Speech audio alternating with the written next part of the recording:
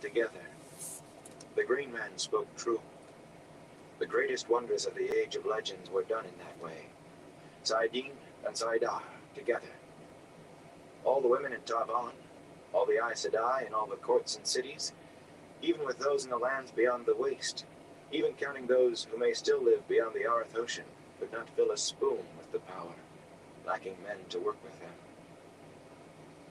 Rand's throat rasped as if he had been screaming. Why did you bring us here? Because you are ta'veren. The Aes Sedai's face was unreal. Her eyes shimmered and seemed to pull at him. Because the Dark One's power will strike here. Because it must be confronted and stopped, or the shadow will cover the world. There is no need greater than that. Let us go out into the sunlight again, while there is yet time. Without waiting to see if they would follow, she started back up the corridor with Lan, who stepped perhaps a bit more quickly than usual for him. Egwene and Nynaeve hurried behind her. Rand edged along the wall. He could not make himself get even one step closer to what the pool was, and scrambled into the corridor in a tangle with Mat and Perrin. He would have run if it had not meant trampling Egwene and Nynaeve, Moiraine and Lan. He could not stop shaking even when he was back outside. I do not like this, Moiraine, Nynaeve said angrily when the sun shone on them again. I believe the danger is as great as you say, or I would not be here. But this is... I have found you at last. Rand jerked as if a rope had tightened around his neck. The words, the voice, for a moment he believed it was Ba'alzamon. But the two men who walked out of the trees, faces hidden by their cowls, did not wear cloaks the color of dried blood. One cloak was a dark gray, the other almost as dark a green, and they seemed musty even in the open air. And the men were not fades. The breeze stirred their cloaks. Who are you? Lan's stance was cautious, his hand on his sword hilt. How did you come here? If you are seeking the Green Man, he guided us. The hand that pointed to Mat was old and shriveled to scarcely human, lacking a fingernail and with knuckles gnarled like knots in a piece of rope. Mat took a step back, eyes widening. An old thing, an old friend, an old enemy. But he is not the one we seek, the green-cloaked man finished. The other man stood as if he would never speak. Moiraine straightened to her full height, no more than shoulder high to any man there, but suddenly seeming as tall as the hills. Her voice rang like a bell, demanding, Who are you? Hands pushed backwards, and Rand goggled. The old man was older than old. He made Sen Bui look like a child in the blossom of health. The skin of his face was like crazed parchment drawn tight over a skull, then pulled tighter still. Wispy tufts of brittle hair stood at odd places on his scabrous scalp. His ears were withered bits like scraps of ancient leather. His eyes sunken, peering out of his head as if from the ends of tunnels. Yet the other was worse. A tight black leather carapace covered that one's head and face completely, but the front of it was worked into a perfect face. A young man's face, laughing wildly, laughing insanely, frozen forever. What is he hiding if the other shows what he shows? Then even thought froze in his head, shattered to dust, and blew away. I am called Agenor, the old one said. And he is Balthamel. He no longer speaks with his tongue. The wheel grinds exceedingly fine over 3,000 years imprisoned. His sunken eyes slid to the arch. Balthamel leaned forward, his mask's eyes on the white stone opening, as if he wanted to go straight in. So long without, Agenor said softly. So long. The light protects, Loyal began, his voice shaking, and cut off abruptly when Agenor looked at him. The Forsaken, seriously, are bound in Shale Ghul. We're bound. Agenor smiled. His yellow teeth had the look of fangs. Some of us are bound no longer. The seals weaken Aes Sedai. Like Ishamael, we walk the world again, and soon the rest of us will come. I was too close to this world in my captivity.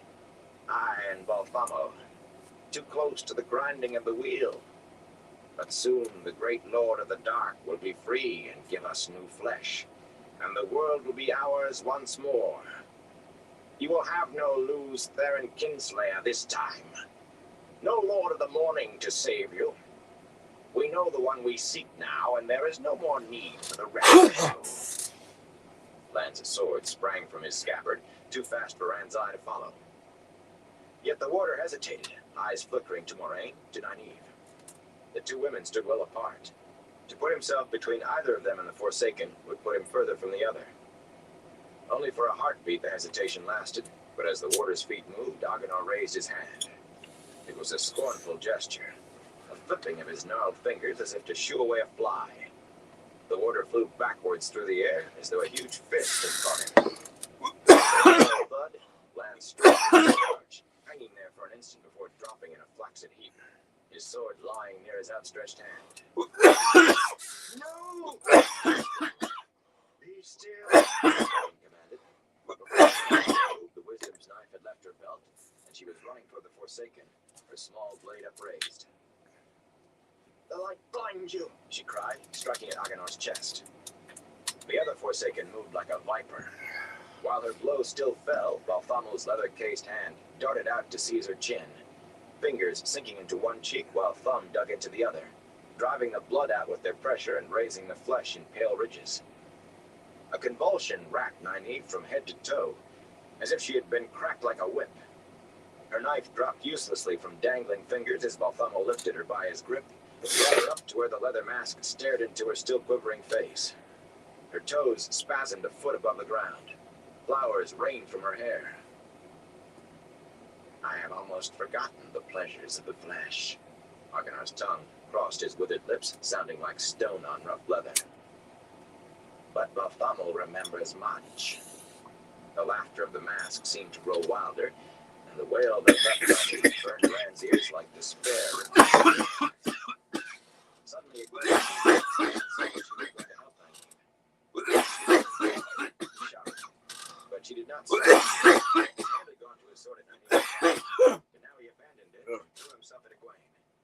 He thudded into her before her third step, carrying them both to the ground. Hurt a little bit. Egwene landed under him with a gasp.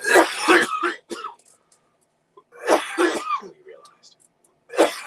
Whirled into his hands and his eyes. Wisdom? Matt howled, the dagger from Shadow Logan in his face. No, Rand called. You can't fight the Forsaken. But they ran past him as if they had not heard, their eyes on Nynaeve and the two Forsaken. Agenor glanced at them unconcernedly and smiled. Rand felt the air stir above him like the crack of a giant's whip. Mat and Perrin, not even halfway to the Forsaken, stopped as if they had run into a wall, bounced back to sprawl on the ground. Good, Agenor said. A fitting place for you. If you learn to abase yourself properly in worship of us, I might let you live. Hastily, Rand scrambled to his feet. Perhaps he could not fight the Forsaken. No ordinary human could. But he would not let them believe for a minute that he was groveling before them. He tried to help Egwene up, but she slapped his hands away and stood by herself, angrily brushing off her dress. Mat and Perrin had also stubbornly pushed themselves unsteadily erect. You will learn, Agenor said, if you want to live. Now that I have found what I need, his eyes went to the stone archway, I might take the time to teach you. This shall not be. The Green Man strode out of the trees with a voice like lightning striking an ancient oak. You do not belong here. Agenor spared him a brief contempt. Begone! You're or your kind, but you long since dust. Live what life left you and be glad you are beneath our notice. This is my place, the Green Man said, and you shall hurt no living thing here. Balthamo tossed Nynaeve aside like a rag, and like a crumpled rag she fell, eyes staring, limp as if all her bones had melted. One leather-clad hand lifted, and the Green Man roared as smoke rose from the vines that wove him. The wind in the trees echoed his pain. Agenor turned back to Rand and the others as if the Green Man had been dealt with. But one long stride and massive leafy arms wrapped themselves around Balthamo, raising him high, crushing him against a chest of thick creepers. black leather mask laughing into hazelnut eyes dark with anger. Like serpents, Balthamel's arms writhed free, his gloved hands grasping the green man's head as though he would wrench it off. Flames shot up where those hands touched, vines withering, leaves falling. The green man bellowed as thick dark smoke poured out between the lines of his body. On and on he roared, as if all of him were coming out of his mouth with the smoke that billowed between his lips. Suddenly Balthamel jerked in the green man's grasp. The Forsaken's hands tried to push him away instead of clutching him. One gloved hand flung wide, a creeper burst through the black leather. A fungus, such as rings trees in the deep shadows of the forest, ringed his arm, sprang from nowhere to full grown, swelling to cover the length of it. Balthamel thrashed, and a shoot of stinkweed ripped open his carapace. Lichens dug in their roots and split tiny cracks across the leather of his face. Nettles broke the eyes of his mask. Death's head mushrooms tore open the mouth. The green man threw the Forsaken down.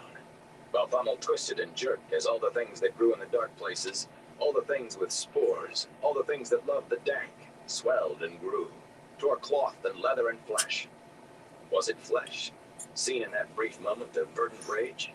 To tattered shreds, and covered him until only a mound remained, indistinguishable from many in the shaded depths of the green forest. And the mound moved no more than they. With a groan like a limb straight away, the green man fell to the ground. Half his head was charred black. Tendrils of smoke still rose from him, like gray creepers. Burned leaves fell from his arm as he painfully stretched out his blackened hand to gently cup an acorn. The earth rumbled as an oak seedling pushed up between his fingers. The green man's head fell, but the seedling reached for the sun, straining. Roots shot out and thickened, delved beneath the ground and rose again, thickened more as they sank. The trunk broadened and stretched upward, bark turning gray and fissured and ancient. Limbs spread and grew heavy, as big as arms, as big as men, and lifted to caress the sky, thick with green leaves, dense with acorns. The massive web of roots turned the earth like plows as it spread. The already huge trunk shivered, grew wider, round as a house. Stillness came, and an oak that could have stood 500 years covered the spot where the green man had been, marking the tomb of a legend. Nynaeve lay on the gnarled roots, grown curved to her shape, to make a bed for her to rest upon. The wind sighed through the oak's branches. It seemed to murmur farewell. Even Agenor seemed stunned. Then his head lifted, cavernous eyes burning with hate. Enough! It is past time to end this. Yes, Forsaken, Moiraine said, her voice as cold as deep winter ice. Past time. The Aes Sedai's hand rose and the ground fell away beneath Agenor's feet. Flame roared from the chasm, whipped to a frenzy by wind howling in from every direction, sucking a maelstrom of leaves into the fire, which seemed to solidify into a red-streaked yellow jelly of heat. In the middle of it, Agenor stood, his feet supported only by air. The Forsaken looked startled, but then he smiled and took a step forward.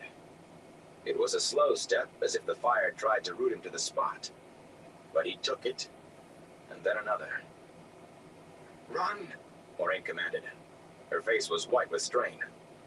All of you run! Agenor stepped across the air, toward the edge of the flames. Rand was aware of others moving, Mat and Perrin dashing away at the edge of his vision, Loyal's long legs carrying him into the trees. But all he could really see was Egwene. She stood there rigid, face pale and eyes closed.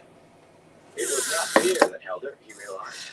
She was trying to throw her puny, untrained wielding of the power against the Forsaken. Roughly, he grabbed her arm and pulled her around to face him. Run! He shouted at her. Her eyes opened, staring at him, angry with him for interfering, liquid with hate for Agenor, with fear of the Forsaken. Run! He said, pushing her toward the trees, hard enough to start her. Run! Once started, she did run. But Agenor's withered face turned toward him, toward the running Egwene behind him, as the Forsaken walked through the flames, as if what the Aes Sedai was doing did not concern Agenor at all. Forward Egwene. Not her, Rand shouted. The light burn you, not her! He snatched up a rock and threw it, meaning to draw Agenor's attention. Halfway to the Forsaken's face, the stone turned to a handful of dust.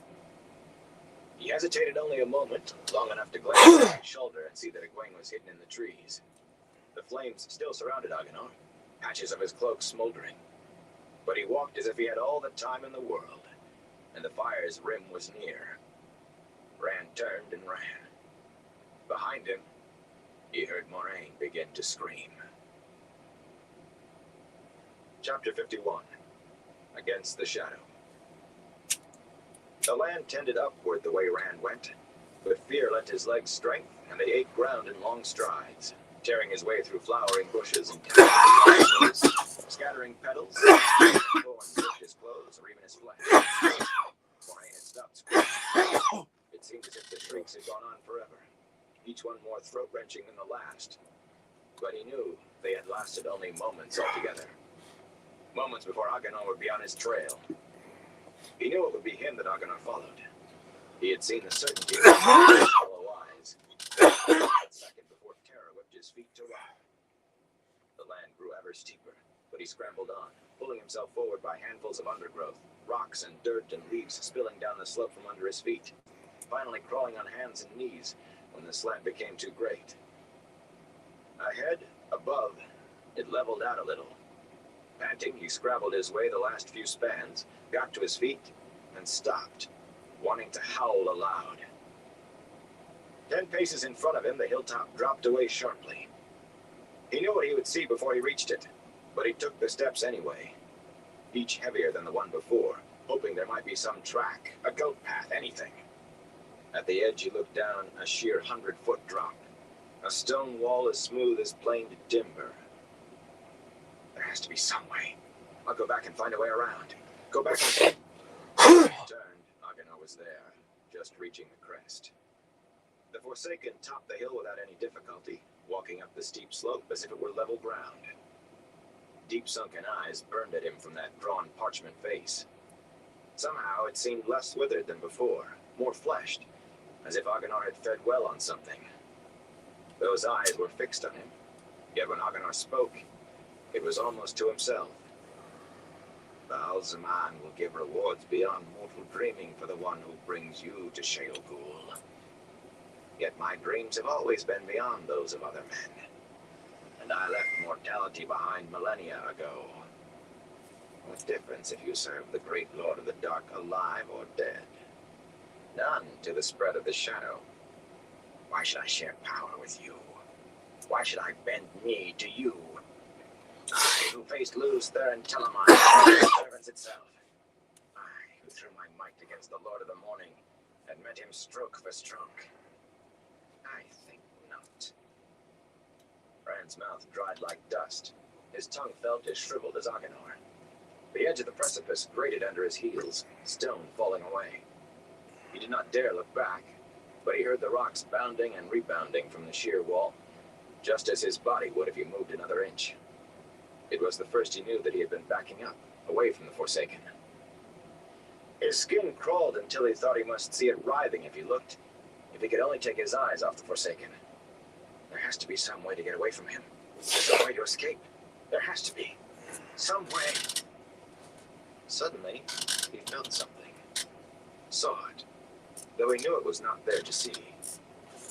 A glowing rope ran off from Agenor, behind him, white like sunlight, seen through the purest cloud, heavier than a blacksmith's arm, lighter than air, connecting the Forsaken to something distant beyond knowing, something within the touch of Rand's hand. The rope pulsed, and with every throb, Agenor grew stronger, more fully fleshed, as tall and strong as himself. A man harder than the warder, more deadly than the blight. Yet beside that shining cord, the Forsaken seemed almost not to exist. The cord was all. It hummed. It sang. It called Rand's soul. One bright finger strand lifted away, drifted, touched him. And he gasped. Light filled him, and heat that should have burned, yet only warmed, as if it took the chill of the grave from his bones. The strand thickened. I have to get away. No! Agenor shouted. You shall not have it. It is mine! Rand did not move, and neither did the Forsaken. Yet they fought as surely as if they grappled in the dust. Sweat beaded on Agenor's face, no longer withered, no longer old. That of a strong man in his prime. Rand pulsed with the beating in the cord, like the heartbeat of the world. It filled his being. Light filled his mind, till only a corner was left for what was himself. He wrapped the void around that nook, sheltered in emptiness. Away! Mine! Agenor cried. Mine! Warmth built in Rand, the warmth of the sun, the radiance of the sun, bursting, the awful radiance of light, of the light. Away! Mine! Flame shot from Agenor's mouth, broke through his eyes like spears of fire, and he screamed. Away! And Rand was no longer on the hilltop. He quivered with the light that suffused him. His mind would not work. Light and heat blinded it. The light. In the midst of the void, the light blinded his mind, stunned him with awe. He stood in a broad mountain pass surrounded by jagged black peaks like the teeth of the Dark One. It was real. He felt the rocks under his boots, the icy breeze on his face. Battle surrounded him, or the tail end of battle. Armored men on armored horses, shining steel, dusty now, slashed and stabbed at snarling Trollocs, wielding spiked axes and scythe-like swords. Some men fought afoot, their horses down, and parted horses galloped through the fight with empty saddles. Fades moved among them all, night-black cloaks hanging still however their dark mounts galloped, and wherever their light-eating swords swung, men died. Sound beat at Rand, beat at him and bounced from a strangeness that had him by the throat. The crash of steel against steel, the panting and grunting of the striving, the screams of the dying. Over the din, banners waved in dust-filled air. The Black Hawk of Faldara, the White Heart of Shinar, others. And Trolloc banners. In just the little space around him, he saw the horn skull of the Davo, the blood-red trident of the Kobold, the iron fist of the Daimon. Yet it was indeed the tail end of battle, a pausing, as humans and Trollocs alike fell back to regroup. None seemed to notice Rand as they paid a few last strokes and broke away, galloping, or running in a stagger to the ends of the pass. Rand found himself facing the end of the pass where the humans were reforming, pennants stirring beneath gleaming lance points. Wounded men wavered in their saddles, riderless horses reared and galloped. Plainly they could not stand another meeting, yet just as plainly they readied themselves for one final charge. Some of them saw him now. Men stood in their stirrups to point at him. Their shouts came to him as tiny piping. Staggering, he turned. The forces of the Dark One filled the other end of the pass. Bristling black pikes and spear points swelling up onto mountain slopes made blacker still by the great mass of Trollocs that dwarfed the army of Shinar. Fades in hundreds rode across the board, the fierce, muzzled faces of Trollocs turning away in fear as they passed. Huge bodies pulling back to make way. Overhead, Drek'Kar wheeled on leathery pinions, shrieks challenging the wind. Halfmen saw him now too, pointed, and Drek'Kar spun and dove. 2, 3, 6 of them, crying shrilly as they plummeted toward him. He stared at them. Heat filled him, the burning heat of the touched sun. He could see the Drek'Kar clearly, soulless eyes in pale men's faces on winged bodies that had nothing of humanity about them. Terrible heat, crackling heat. From the clear sky, lightning came. Each bolt crisp and sharp, searing his eyes, each bolt striking a winged black shape. Hunting cries became shrieks of death, and charred forms fell to leave the sky clean again. The heat, the terrible heat of the light. He fell to his knees. He thought he could hear his tears sizzling on his cheeks. No! He clutched at tufts of wiry grass for some hold on reality. The grass burst in flame. Please, no! The wind rose with his voice, howled with his voice, roared with his voice down the pass, whipping the flames to a wall of fire that sped away from him and toward the Trolloc host faster than a horse could run. Fire burned into the Trollocs, and the mountains trembled with their screams. Screams almost as loud as the wind and his voice. It has to end!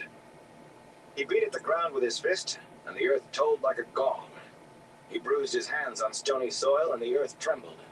Ripples ran through the ground ahead of him in ever-rising waves. Waves of dirt and rock towering over Trollocs and Fades, breaking over them as the mountains shattered under their hooved feet. A boiling mass of flesh and rubble churned across the Trolloc army. What was left standing was still a mighty host, but now no more than twice the human army in numbers, and milling in fright and confusion. The wind died. The scream died. The earth was still. Dust and smoke swirled back down the pass to surround him. The light blinds you, Balzaman. This has to end. It is not here. It was not Rand's thought, making his skull vibrate. I will take no part. Only the Chosen One can do what must be done, if he will. Where? He did not want to say it, but he could not stop himself. Where? The haze surrounding him parted, leaving a dome of clear, clean air 10 spans high, walled by billowing smoke and dust. Steps rose before him, each standing alone and unsupported, stretching up into the murk that obscured the sun. Not here. Through the mist, as from the far end of the earth, came a cry. The light wills it. The ground rumbled with the thunder of hooves as the forces of humankind launched their last charge. Within the void, his mind knew a moment of panic. The charging horsemen could not see him in the dust. Their charge would trample right over him. The greater part of him ignored the shaking ground as a petty thing beneath concern. Dull anger driving his feet, he mounted the first steps. It has to be ended. Darkness surrounded him, the utter blackness of total nothing. The steps were still there, hanging in the black under his feet and ahead. When he looked back, those behind were gone, faded away to nothing, into the nothingness around him. But the cord was yet there, stretching behind him, the glowing line dwindling and vanishing. It was not there before, but it still pumping strength into him, pumping life, filling him with the light. He climbed. It seemed forever that he climbed. Forever and minutes. Time stood still in nothingness. Time ran faster. He climbed until suddenly a door stood before him, its surface rough and splintered and old. A door well remembered. He touched it, and it burst to fragments. While they still fell, he stepped through, bits of shattered wood falling from his shoulders.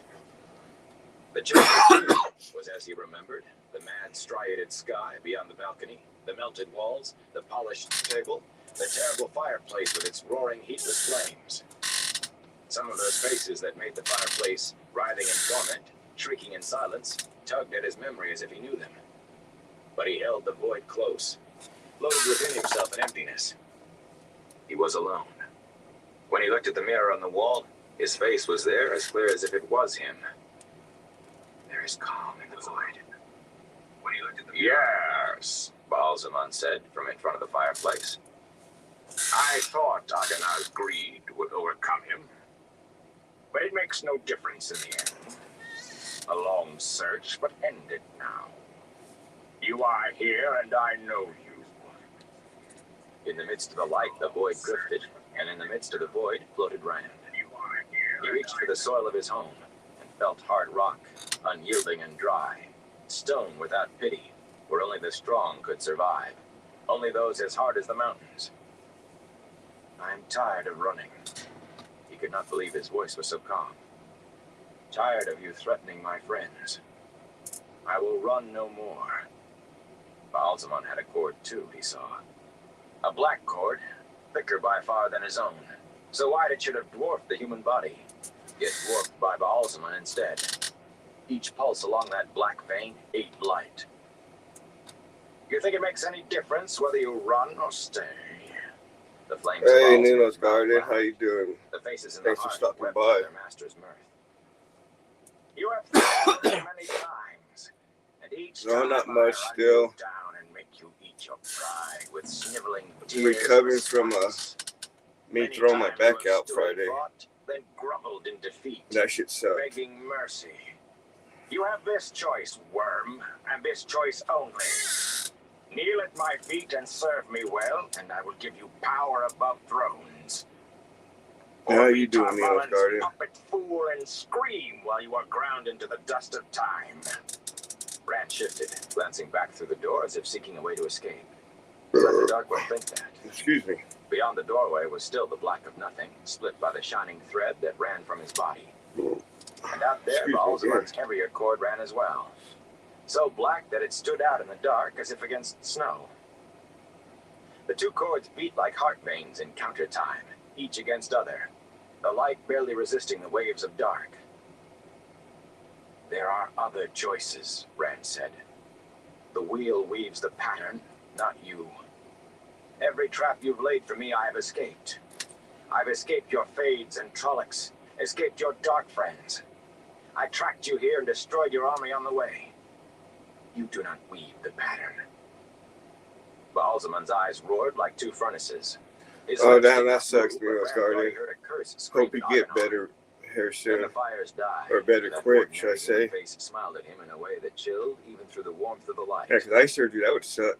Other armies can be raised, fool. Armies you have not dreamed of will yet come. Hell yeah, that And usually you helps. tracked me. You slunk under a rock to track me. I began the setting of your path the day you were born. A path to lead you to your grave or here. Aiel allowed to flee, and one to live. To speak the words that It'd be nice if I echo had down a the few years. dabs to do before bed, but J.A. unfortunately I'm out. Farstrader, a hero. I have a bowl Twisted left, word to a but sneer, whom I that painted usually like a does it fool pretty and good. sent to the Ogier thinking he was free of me.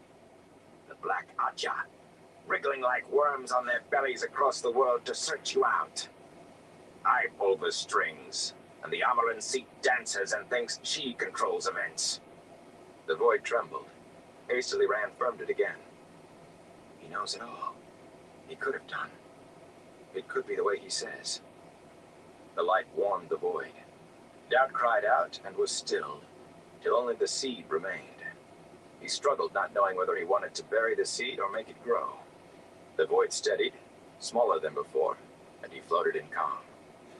Baalzaman seemed to notice nothing. It matters little if I have you alive or dead, except to you, and to what power you might have. You will serve me, or your soul will. But I would rather have you kneel to me alive than dead. A single fist of Trolloc sent to your village when I could have sent 1,000. One dark friend to face you where 100 could have come on you asleep. And you, fool. You don't even know them all. Neither those ahead, nor those behind, nor those by your side. You are mine. Have always been mine. Hell yeah, that sounds tasty, bro. And I've brought you here to kneel Wedding to your cake? master Hell or yeah. die, and let your soul kneel. Oh, it's wedding cake. I deny you. Hell yeah. You have no power over me. That, then my water piece I have is a MJ Arsenal. Baalzaman said. I think it's a Saturn. Unwilling, Rand yet turned his head. Egwene stood there, and Nynaeve, pale and Nice little bowl for flowers in their hair. personal bowl for And another woman, one a little person. older than the wisdom, dark-eyed and beautiful, clothed in a Two Rivers dress, bright blossoms embroidered round the neck. Mother? He breathed, and she smiled. A hopeless smile. His mother's smile. No. As I count all the other pieces. And the other two are safe away from here. I deny you. Egwene and Nynaeve blurred, became wafting mist, dissipated. Cariel Thor still stood there, her eyes big with fear. She, at least, Baalzaman said, Oh shit. is mine to I'll do do as I either the will. water piece or I'll do Branches. like hand pieces I or deny you. if I have Forced enough the words out. for She is flour, I like and rolling safe from you in joints the light. or His packing mother's lips cones. trembled. Tears trickled down her cheeks. Each one That's burned always him like been acid. my weakness when I have a good amount The of Lord this. of the grave is stronger than I have a his good amount voice, then. she said. I tend to go His off reach is longer. rolling His order joints, of lies packing is a honey cones, tongue for unwary souls. and not just like one at a time. If I'm packing My cones, I only usually darling pack son. 3 I or would 4 at a spare you if time I could, but he and is roll my like master 2 or now. 3 joints. His whim, the law of my existence. I can but obey him and grovel for his favor. Only you can free me. Please, my son. Please help me. Help. Help me. Please. The wail ripped out of her as bare-faced Fades, pale and eyeless, closed round. Her clothes ripped away in their bloodless hands, hands that wielded pincers and clamps and things that stung and burned and whipped against her naked flesh. Her scream would not end. Rand's scream echoed hers. The void boiled in his mind. His sword was in his hand. Not the heron-marked blade, but a blade of light. A blade of the light. Even as he raised it, a fiery white bolt shot from the point as if the blade itself had reached out. It touched the nearest Fade, and the blinding one on filled the his. chamber, shining through the half-men like a candle I through didn't even know that. burning through them. I'm not even sure he has my info. From the midst of the I had brilliance, to check my email, see if he sent me anything. thank you, my son. Yeah, but that's crazy. Light. I didn't even know that. The flash faded, and he was alone in the chamber with Baalzamon. Baalzamon's eyes burned like the pit of doom, but he shied back from the sword as if it truly were the light itself. I know I won one on You will destroy AEPs. yourself. You cannot wield it so. Not yet. I won a party Not box. until I teach you. It is ended, Rand said, and he swung the sword at Baalzamon. Hey, with black Caucasian cord. Sasquatch. Baalzamon screamed as the sword fell. Screamed till the stone walls. That's how I and feel the power sometimes, doubled as the blade of Caucasian light spattered the cord. Sasquatch. The cut ends I wish it was a lot easier for me to fall asleep. The end stretching into Than what it nothingness is. outside began to shrivel as it slipped away.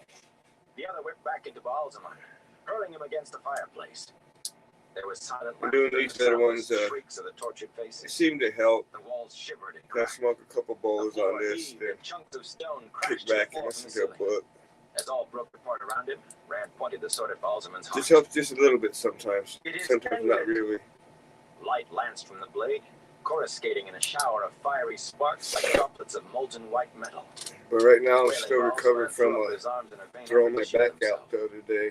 Flames shrieked in his eyes, joining with other flames as the stone ignited. Oh, it's all The good, stone of the Neil cracking Garden. walls, the stone of the pitching floor, the stone showering from the No. ceiling. Rand felt the bright thread attached to him thinning, till only the glow I itself can, remained. especially But he with strained harder, not a real knowing what good he did or indica. how. Only Cause this that had definitely to be does ended. like almost gives you like a lazy, relaxing feeling. Fire filled Enough the to like chamber, a solid lay flame. down, He could see Baalzamon put a book withering on, like a leaf, hear him howling, eventually feel the fall shrieks asleep. grating on his bones. The flame became pure For the white most light, part. brighter than the sun. But Then what the last seems to flicker help of the is thread was gone, and he was falling through roachweed endless seems black to Baalzamon's fading be howl. a good one to help me sleep. Something struck him with tremendous force, turning him to jelly, and the jelly shook and screamed from the fire raging inside. The hungry cold burning without end. Oh shit, just thinking about Chapter things to be 52. doing. There is neither beginning nor end. He became aware of the sun first, moving across a cloudless sky, filling his unblinking eyes. It seemed to go by fits and starts, standing still for days, then darting ahead in a streak of light, jerking toward the far horizon, day falling with it. Light. That should mean something. Thought was a new thing. I can think. I means me. Pain came next. The memory of raging fever. The bruises where shaking chills had thrown him around like a rag doll. And a stink. A greasy, burned smell. Oh yeah, dabs definitely help out, especially if they're Aching muscles, he heaved a nice himself over, indica dab. pushed up to hands and knees. Uncomprehending, he stared at the oily ashes in which he had been lying. Ashes scattered and smeared over the stone Yeah. top. Bits of dark green cloth lay mixed in the That chalk. would be hard to sleep with all that on you, running through your mind. Maganor. His Definitely stomach make it heaved hard and to twisted. sleep. Trying to brush black streaks of ash from his clothes, he lurched away from the remains of the Forsaken. He tried to use both hands and fell forward. A sheer drop loomed under his face. A smooth rock wall spinning in his eyes, depth pulling him. His head swung, and he vomited over the edge of the cliff. Trembling, he crawled backwards on his belly until there was solid stone under his eyes, then flopped over onto his back, panting for breath. With an effort, he fumbled his sword from its scabbard. Only a few ashes remained from the red cloth. His hands shook when he held it up in front of his face. He took both hands. It was a heron-marked blade. Heron-marked. Yes. Damn, my father. But only steel for that. He needed 3 wavering tries to sheath it again. It had been something else.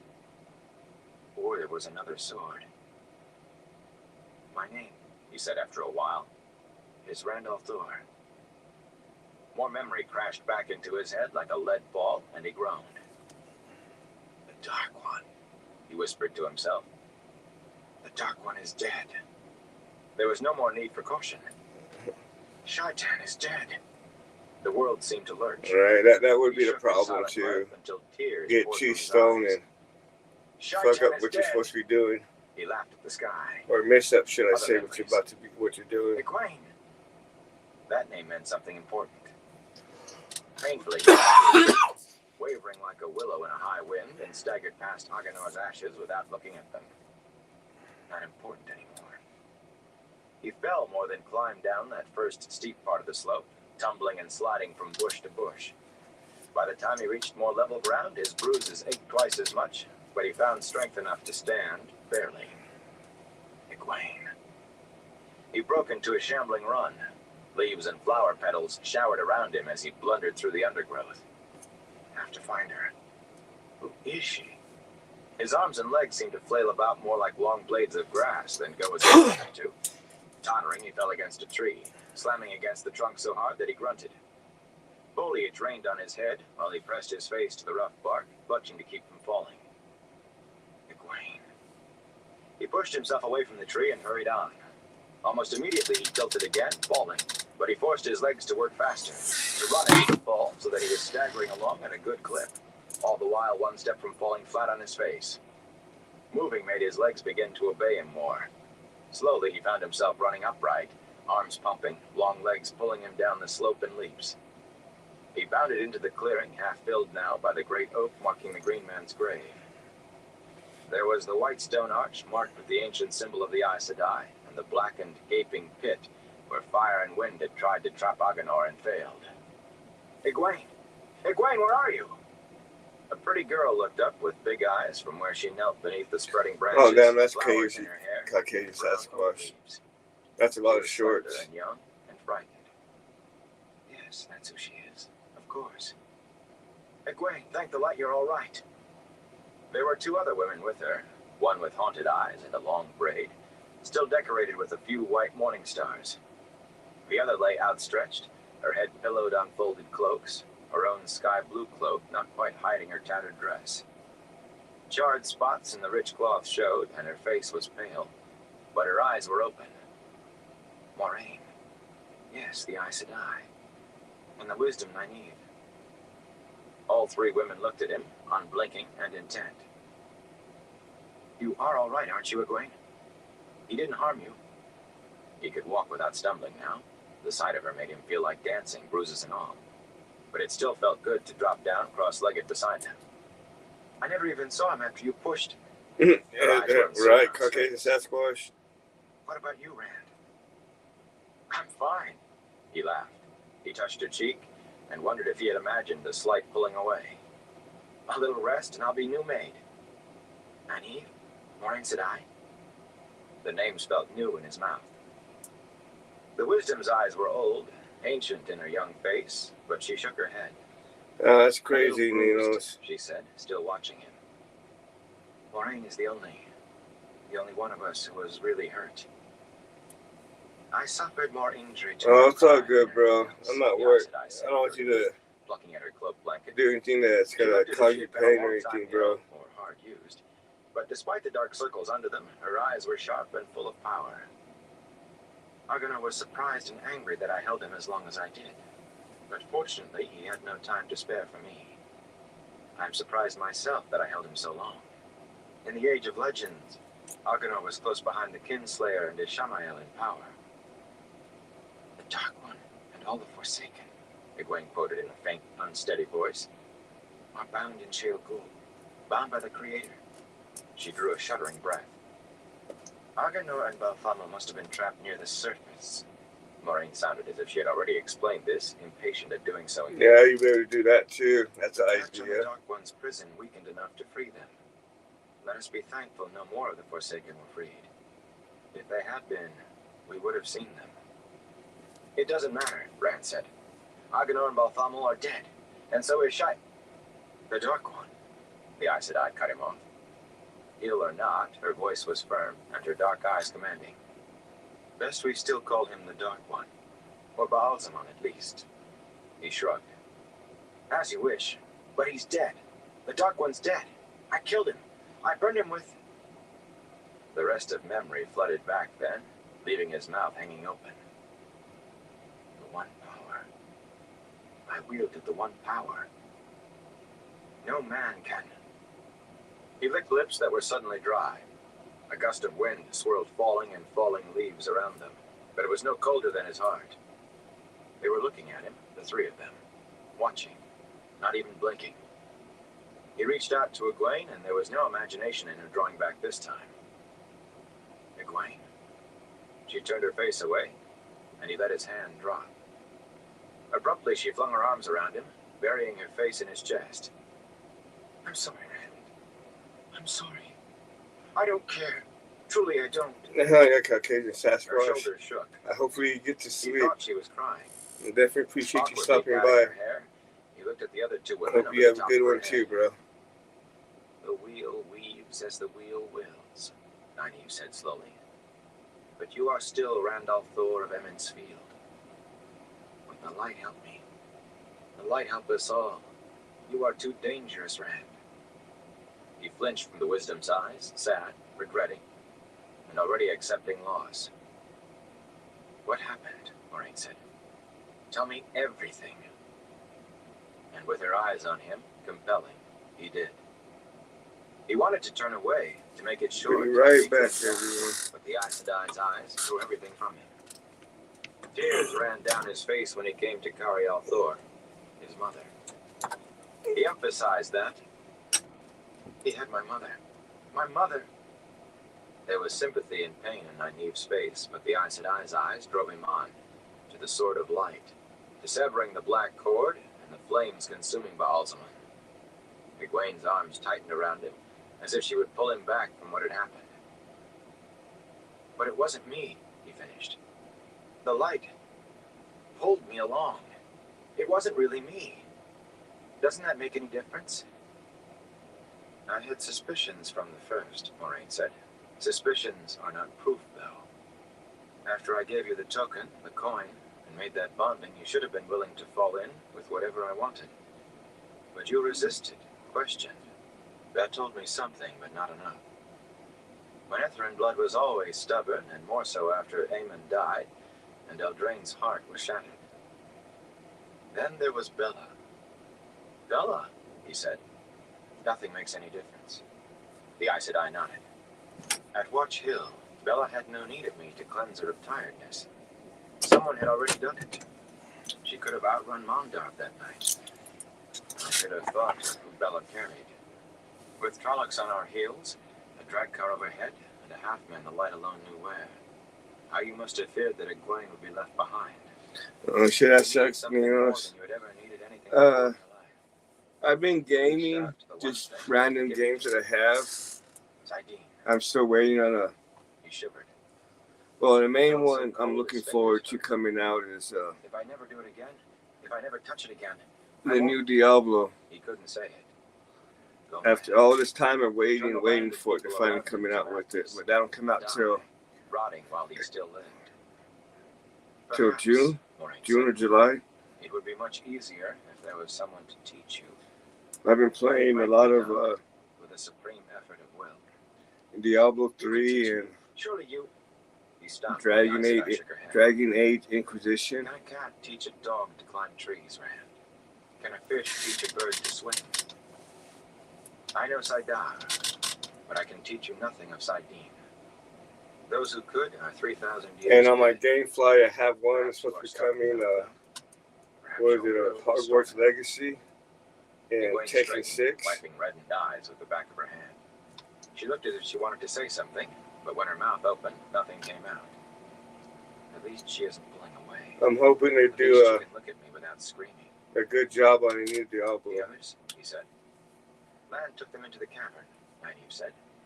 The eye is gone, but there's something in the middle of the pool. A crystal column, and steps to reach it. Matt and Perrin wanted to look for you first. Loyal did too. But Moraine said... She glanced at the eyes, troubled. Moraine returned her look calmly. She said we mustn't disturb you while you work. His throat constricted until he could hardly breathe. Will they turn their faces the way Egwene did? Will they scream and run away like I'm a fade? Moraine spoke as if she did not notice the blood draining from his face. There was a vast amount of the one power. Yeah, I played Dragon Age Origins and Awakenings with Awakenings was expansion, and I've put easily on this Dragon Age Origins with the expansion. I put easily probably a good 1,000, 2,000 hours in on that game, and I actually beat it with the expansion. And Dragon Age 2, that one's probably the rasp in his throat made his voice harsh. Good, like 200-300 hours on that. Isn't that what I said? And I haven't finished it yet, but that won't play on the 5. But I've been slowly working on Inquisition now. Why aren't you talking about taking me to Tar Valon to be gentle? Not sure how I feel about Inquisition versus like how Dragon Age 2 and Origins was, but I'm slowly getting the hang of it. I like the whole open world concept of it. Definitely puts a lot more to the game, which I kind of dig. And where Amalasan, Urian Stonebow, Mass Effect, Loghain. The last was the hardest of all to say. Nynaeve went pale and Egwene gasped, but he pressed on angrily. Every one a false dragon. Don't try to deny it. Well, I won't be used. I am not a tool you can throw on the midden heap when it's worn out. A tool made for a purpose is not demeaned by being used for that purpose. Hell yeah, Neil. Thanks for stopping by. Hope you have a good night too, bro. Yeah, Mass Effect, I guess they're alright. Everybody didn't get into too much of them. They're not very good at shooter games. His fists clenched, and he turned his head away. It was too close to the things Baalzamon had said. I am no one's hound. You hear me? No one's. Loyal and the others appeared in the arch, and Rand scrambled to his feet, looking at Moraine. They will not know, the Aes Sedai said, until the pattern makes it so. Then his friends were coming close. Lan led the way, looking as hard as ever, but still somewhat the worse for wear. He had one of Nynaeve's bandages around his temples and a stiff-backed way of walking. Behind him, Loyal carried a large gold chest, ornately worked and chased with silver. No one but an Ogier could have lifted it unaided. Perrin had his arms wrapped around a big bundle of folded white cloth, and Matt was cupping what appeared to be fragments of pottery in his two hands. So, you're alive after all, Matt laughed. His face darkened and he jerked his head at Moraine. She wouldn't let us look for you. Said we had hell yeah, that's badass, Rhinos. I'd have gone anyway, but Nynaeve Skyrim I like. And almost threw me through the I spent a lot of hours on that. You're here now. But also liked Oblivion too. Badly beaten about by the look of you. The Elder Scrolls, Oblivion. It's either Oblivion or Morrowind was the first one that I've ever played. Here and we're done with what we came for, whatever it was. That's badass being able to work as a tester. Home, Rand. The light burned me, but I wanted to go home. Hey, Grandpa, how you doing? Good to see you alive, sheepherder, Lance said gruffly. I see you hung onto your sword. Maybe you'll learn to use it now. Rand felt a sudden burst of affection for the warder. Lan knew, but on the surface at least, nothing had changed. He thought that perhaps for Lan, nothing had changed inside either. I must say, Loyal said, setting the chest down, that traveling with ta'Veren has turned out to be even more interesting than I expected. His ears twitched. Right, you know, guy, Elder Scrolls is definitely a good series to play. Yeah, Grandpa, that's good that you're doing good. And never leave my books again. Hell yeah, Leo, guy. You have a good one. Definitely appreciate you stopping by. It is so good to see you. Saying how late I usually go on. The warder is the only one of these Hell three yeah, who cares Grandpa. much That's at all for appreciated, books, bro. And he won't talk. What happened to you? We all ran off and hid in the woods until Moraine said I sent Lan to find us. But she would not let us look for you. Why were you gone so long, Rand? I ran and ran, he said slowly, until I fell down a hill and hit my head on a rock. You have a good night too, I think Grandpa. I hit every rock on the way down. That should explain his bruises. He tried to watch the Aes Sedai, and Nynaeve and Egwene too, but their faces changed. When I came to, I was lost, and finally I stumbled back here. I think Agenor is dead, burned. I found some ashes and pieces of his cloak. The lies sounded hollow in his ears. He could not understand why they did not laugh with scorn and demand the truth, but his friends nodded, accepting, and made sympathetic sounds as they gathered around the Aes Sedai to show her what they had found. "Help me up," Moraine said. Nynaeve and Egwene lifted her until she was sitting. They had to support her even then.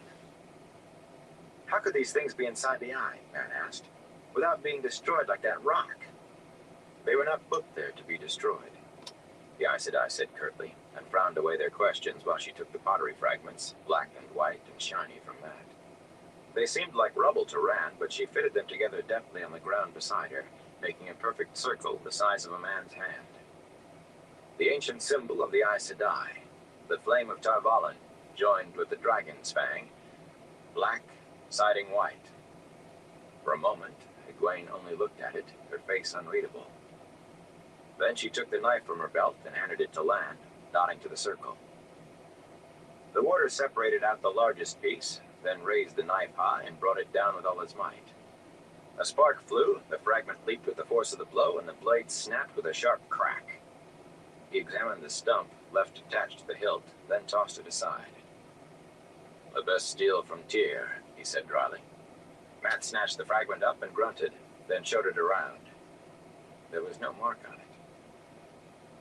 "Crandia," Moraine said. "Heartstone. No one has been able to make it since the Age of Legends, and even then it was made only for the greatest purpose. Once made, nothing can break it. Not the one power itself wielded by the greatest Aes Sedai who ever lived, aided by the most powerful sa'angreal ever made. Any power directed against Heartstone only makes it stronger." "Then how?" Mat's gesture with the piece he held took in the other bits on the ground.